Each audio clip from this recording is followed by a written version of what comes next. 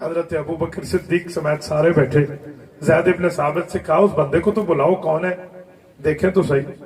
تو حضرت خزیمہ ابن ثابت الانصاری رضی اللہ عنہ کو بلایا گیا اور فرمایا یہ خزیمہ, اس کے پاس دوسرا گواہ نہیں ہے؟ کہا جی نہیں ہے. جو بزرگ صحابہ تھے نا یہ خوشی سے رونے لگے.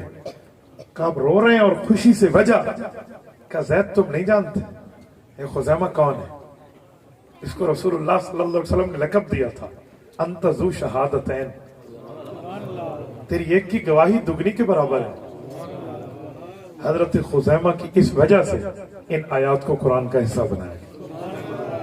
میرا جی چاہتا ہے میں وہ واقعہ سنا دوں کہ ان کو یہ لقب ملا کیوں. توجہ ہے آپ کی. یہ واقعہ موجود ہے امام عبد الرزاق ابن الحمام الصنعائی کی کتاب مصنف عبد الرزاق کتاب القضایا کا. امام عبد الرزاق رحمہ اللہ نے جو اس پر روشنی ڈالی ہے میں اپنے لفظوں میں آپ کی خدمت میں رکھتا ہوں.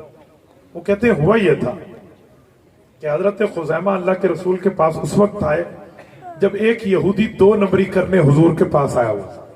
کہا جی یہودی 2 نمبری کرنے کیوں آیا تھا؟ کہا وجہ یہ تھی اس یہودی سے حضور پاک علیہ السلام نے ایک صحابی کو کہہ کے قرض لیا تھا, بعد میں اس کو لوٹا دیا تھا. لیکن جب لوٹایا تھا نا تو یہودی کو اپنے ایریا میں پہنچنے کے بعد باقی یہودی دوستوں نے کہا قرضہ واپس مل گیا مسلمانوں کے نبی سے؟ اس نے کہا جی مل گیا. کہا جی پورا؟ کہا جی پورا. اس نے کہا جی میرا ایک سوال ہے. کہا جی کیا؟ کہا اس وقت کوئی گواہ نبی نے مقرر کیا تھا؟ کہا جی نہیں.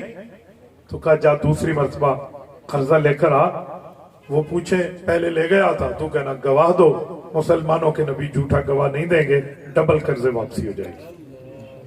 یہودیوں نے کہا جی بہت اچھا. وہ لڑکا پھر اٹھا حضور کے دربار میں ان الیہودی یتقاضی الی رسول اللہ صلی اللہ علیہ وسلم. وہ آیا یہ ڈیمانڈ کرنے جی مجھے میرا قرضہ واپس لوٹ دیں. یہ وہ قرضہ مانگنے آیا اور حضرت خزیمہ پہنچا.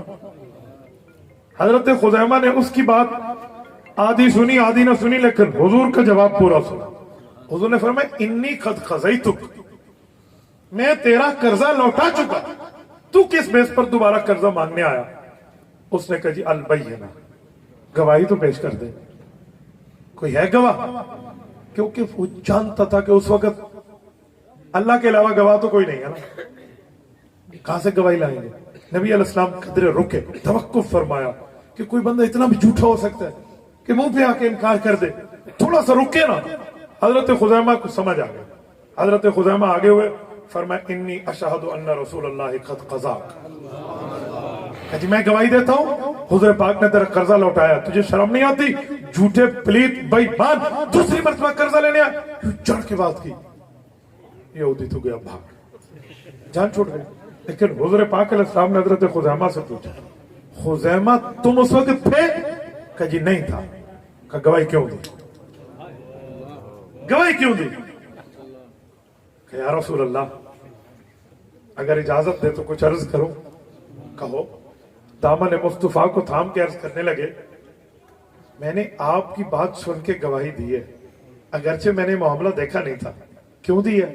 اس کی وجہ ہم نے آپ ہی سے سنا ہے اللہ ہے, ہم نے نہیں دیکھا.